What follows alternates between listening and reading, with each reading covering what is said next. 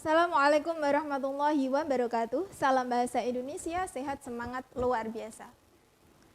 Halo anak-anak, kita berjumpa kembali pada video pembelajaran bahasa Indonesia. Nah, pada kesempatan kali ini saya akan menjelaskan mengenai cara penulisan karya tulis ilmiah, yaitu berupa makalah dan analisis struktural pada novel.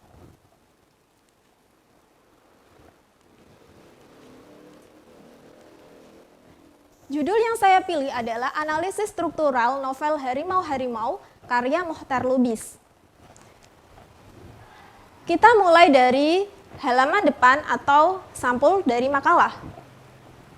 Yang pertama, kalian tuliskan judul makalah kalian dengan menggunakan huruf kapital. Setelah itu, tulis jenis karya tulis ilmiah kalian, misalnya makalah. Kemudian, tujuan karya tulis ilmiah yang kalian susun. Contoh, disusun untuk salah satu tugas mata pelajaran bahasa Indonesia, pengampu, Mu'allimatin Najiyah, Magister Pendidikan. Kemudian setelah itu, beri logo alma mater kalian. Lanjutnya, disusun oleh nama kalian ya. Contoh, Salma Najihah. Jika ini berupa kelompok, maka tulis semua nama anggota kelompok kalian.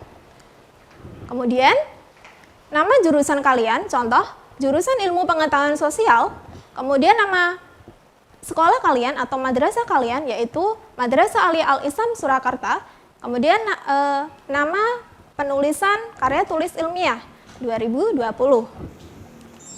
Selanjutnya kita akan membahas sistematika dalam makalah yang pertama, yaitu bab 1 pendahuluan. Isi dari bab 1 pendahuluan yang pertama yaitu latar belakang. Latar belakang ini berisi gambaran secara umum tentang objek yang akan kita bahas pada bab selanjutnya, ataupun alasan penulis dalam memilih judul karya tulis tersebut. Nah, kalian bisa mengisi paragraf pertama dengan pengertian dari karya sastra, kemudian novel, dan gambaran umum mengenai objek kajian kalian, misalnya novel Harimau-Harimau, kemudian alasan kalian memilih judul tersebut. Bagian kedua pada bab pendahuluan atau bab 1 yaitu rumusan masalah. Di dalam rumusan masalah ini harus kalian tulis berupa kalimat pertanyaan. Contoh,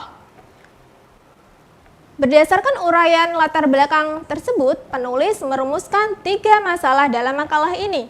1. Bagaimana hakikat novel? 2.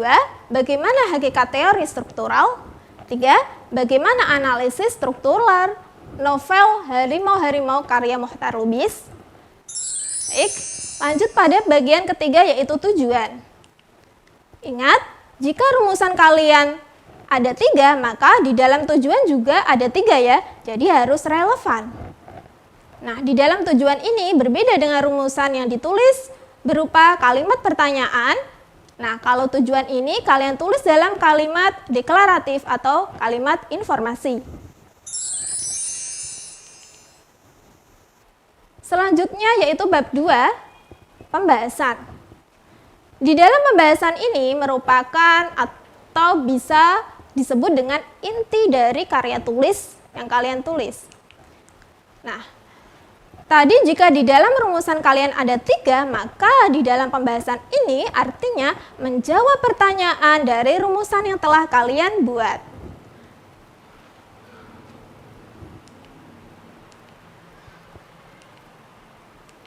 Yang pertama, hakikat novel. Nah, nanti kalian tuliskan misalnya pengertian novel, ciri-ciri novel, dan fungsi novel. Kalian paparkan secara jelas dengan menggunakan kutipan-kutipan dari beberapa referensi buku. Kemudian, yang kedua ini untuk menjawab rumusan masalah yang kedua tadi ya. Bagaimana hakikat teori struktural. Nah, baik, kita bahas pada inti dari penulisan makalah, yaitu analisis struktural novel Harimau-Harimau karya Mohtar Lubis.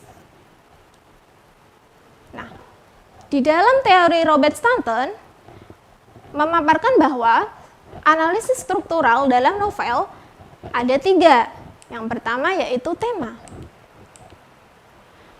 Tema yang terdapat dalam novel Harimau-Harimau ini adalah tentang kepemimpinan, yaitu mengenai keberobokan dalam sifat seorang pemimpin. Nah, kalau di dalam analisis berarti karya sudah menjelaskan atau menguraikan yang berkaitan dengan objek yang kalian bahas tadi ya. Struktur yang kedua yaitu fakta cerita novel. Fakta cerita terdiri atas tokoh. Saya berikan beberapa tokoh dalam novel Harimau-Harimau. Ada 2 tokoh di sini. Sebenarnya ada beberapa tokoh ya, namun saya berikan 2 contoh saja. 1, Pak Haji Rahmat.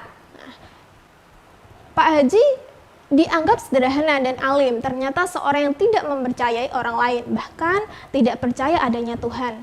Dia juga seorang figur pemimpin yang intelek, namun penakut, tidak berani bertindak, suka mengasingkan diri dari permasalahan masyarakat demi keselamatan dirinya. Ingat, jika kalian membuat kutipan, maka sertakan judul novel tersebut, kemudian halaman yang kalian kutip. Selanjutnya, tokoh dari Taulit. Aduh, hujan begini akan berhari-hari lamanya. Dan Sanit dengan suara gembira akan mengatakan, untung hujan, kita sempat beristirahat. Nah, ini ada dalam novel Harimau-Harimau halaman 19.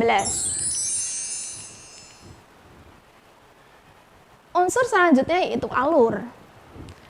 Nah, alur penceritaan dalam novel Harimau-Harimau adalah alur maju karena jalan ceritanya dimulai dari awal perkenalan menuju tahap penyelesaian secara berurutan. Ini dapat dibuktikan dalam kutipan 7 orang desa mencari damar ke dalam sebuah hutan tropis lebat. Kemudian mulai diceritakan pada saat mereka dalam perjalanan pulang dikejar-kejar oleh seekor harimau yang kelaparan. Cerita pun mulai mengklimaks. Kepercayaan akan hal-hal gaib mengantarkan mereka memasuki area konflik batin. Akhirnya, daripada diburu, rombongan yang tersisa sepakat memburu harimau tersebut dan mereka berhasil membunuhnya setelah Wak Kato dipaksa menjadi umpan.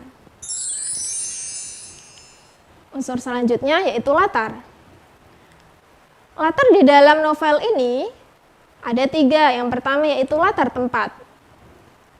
Latar tempat dalam novel tersebut adalah di hutan dan di Pondok Wak Hitam. Hutan dijadikan tempat mencari damar, yaitu hutan di Bukit Harimau dekat Danau Bantau. Perhatikan kutipan ini untuk menunjukkan bahwa latar dalam novel tersebut ada di hutan dan Pondok Wak Hitam. Karena hal-hal serupa ini barangkali, maka Wak Hitam lebih suka memencilkan dirinya jauh dari kampung dan lebih suka tinggal di ladangnya di Bukit Harimau di tengah hutan. Ini ada dalam kutipan novel Harimau-Harimau halaman 126. Selanjutnya yaitu latar waktu. Latar waktu dalam novel Harimau-Harimau adalah pada saat musim damar dan pagi hari. Dapat dibuktikan dalam kutipan, mereka telah 2 minggu bekerja mengumpulkan damar berpangkalan di Pondok Wak Hitam. Lusa pagi mereka akan kembali ke kampung. Pada kutipan novel Harimau-Harimau halaman 42. Kemudian latar sosial. Latar sosial dalam novel ini menceritakan tentang kehidupan masyarakat yang hidup di pinggir hutan, bermata pencaharian sebagai pengumpul damar. Mereka saling tolong-menolong, tak ada yang saling bersaing. Yang penting cukup untuk makan. Kehidupannya masih diwarnai kebersamaan. Ini dapat dibuktikan dalam kutipan novel halaman 2, yaitu di dalam hutan terdapat pula sumber-sumber nafkah hidup manusia, rotan dan damar dan berbagai bahan kayu. Manusia yang dahulu hidup di dalam hutan seperti binatang dan kemudian meninggalkan hutan untuk membangun kota dan desa, kini pun selalu kembali ke dalam hutan untuk berburu atau mencari nafkah. Nah, struktur yang ketiga yaitu sarana cerita. Sarana cerita memiliki unsur-unsur yaitu 1. Sudut pandang. Sudut pandang yang digunakan dalam novel tersebut yaitu menggunakan sudut pandang orang ketiga jamak mereka dan orang ketiga tunggal dia. Ini dapat dibuktikan dalam kutipan teks pada halaman 6 dan halaman 7 sampai dengan 8. Mereka orang-orang wajar seperti sebagian terbesar orang di kampung. Nah, ini ada pronomina ketiga jamak yaitu mereka. Kutipan yang kedua yaitu dia senang menyandangnya berganti-ganti dengan wak kato. Dia merupakan pronomina atau kata ganti orang ketiga tunggal. Unsur yang kedua yaitu gaya bahasa. Gaya bahasa yang digunakan Muchtar Lubis yaitu si pengarang dalam novelnya menggunakan banyak majas. Di antaranya bisa kita cermati pada kutipan berikut. Banyak bagian hutan raya yang menakutkan, yang penuh dengan bahaya maut. Nah, di sini ada majas hiperbola karena melebih-lebihkan sesuatu.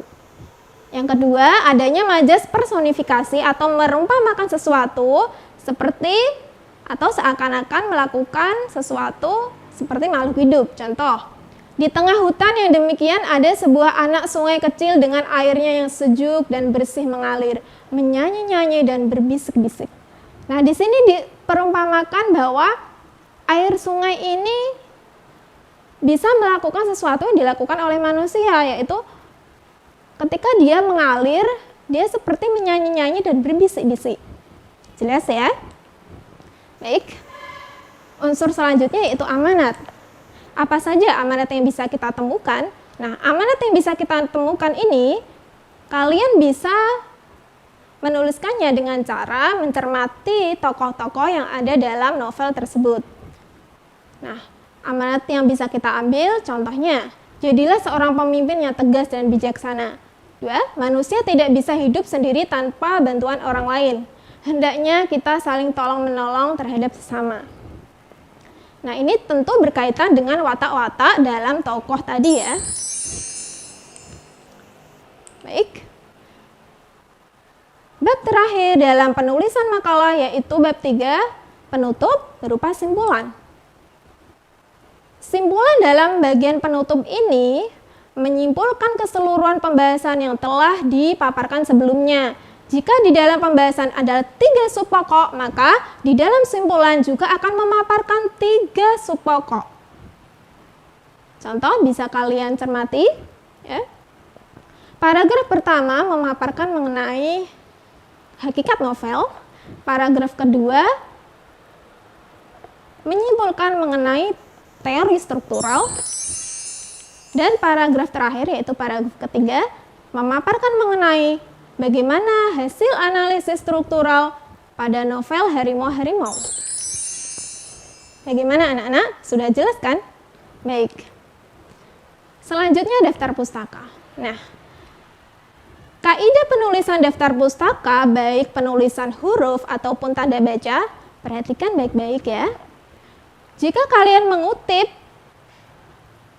pendapat dari para ahli di dalam bab 1, pendahuluan maupun di bab 2, pembahasan, maka harus muncul di dalam daftar pustaka. Jadi, misal di dalam isi makalah kalian terdapat 3 rujukan, maka akan muncul juga di daftar pustaka ada 3 rujukan. Jadi harus relevan ya. Contoh, penulisan daftar pustaka. Jika nama penulis terdiri dari 3 kata, maka cara penulisannya itu dibalik. Kata terakhir nama penulis diletakkan di awal. Di dalam daftar pustaka ini, beliau bernama Ali Imran Al-Ma'ruf. Maka bentuknya ketika sudah ada dalam daftar pustaka yaitu Al-Ma'ruf, Ali Imran, titik, tahun terbit buku 2011, titik, judul buku yang kalian kutip, kalian tulis dengan cetak miring.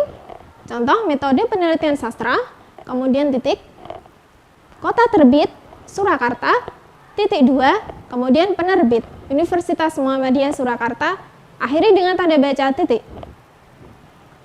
Contoh penulisan nama penulis yang terdiri dari 2 kata. Hampir sama ya. Jadi kalian balik, nama terakhir diletakkan di bagian awal. Mukhtar Lubis berubah menjadi Lubis, Mukhtar, titik, tahun terbit buku, titik, judul buku, titik, kota terbit, titik 2, kemudian penerbit. Bagaimana anak-anak? Baik, semoga penjelasan materi kali ini bermanfaat ya. Selamat belajar. Salam bahasa Indonesia, sehat semangat luar biasa. Wassalamualaikum warahmatullahi wabarakatuh.